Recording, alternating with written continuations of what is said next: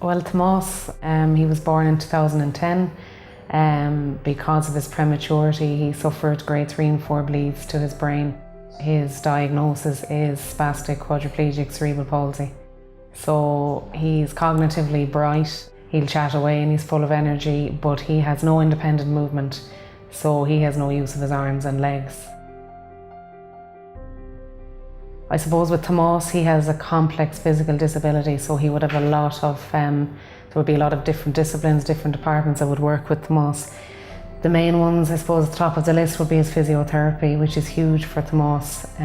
Tomás would get that from Enable Ireland through one-to-one sessions with his physio. Under that would come the hydrotherapy. For Tomás, he's very, very tight most of the time. His tone is up, so a hydrotherapy session relaxes all of that. He would work as well with an occupational therapist. His speech is quite good, but we also link in with the speech therapist to make sure that we're doing enough with them.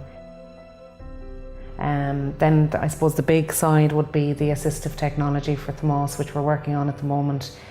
That would take in his eye gaze.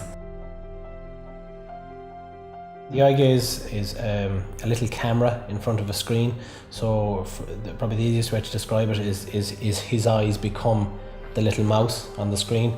It's been going very well for him. He wrote his own book, typed up his own little book, so he's an author as well. But it's just because I suppose he has no independent movement, the only I suppose independence he will have down the line will be possibly his eyes and his head.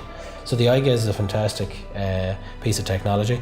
Well, I suppose it's imperative for Tomás because he cannot hold a pencil and he cannot use his hands. So for him to access the curriculum and all the subjects, he needs his eyes and that technology, which is quite recent.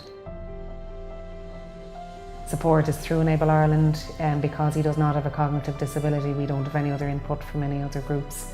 So we would rely on Enable Ireland solely for any additional hours to give Shane and I a break. For his future, the main thing would be that he would be happy and cared for.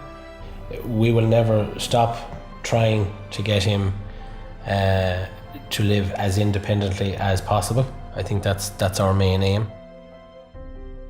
For a child like Tomás with a complex need, no parent wants their child not to walk, but that's where we are now. It's the acceptance of Tomás, who he is.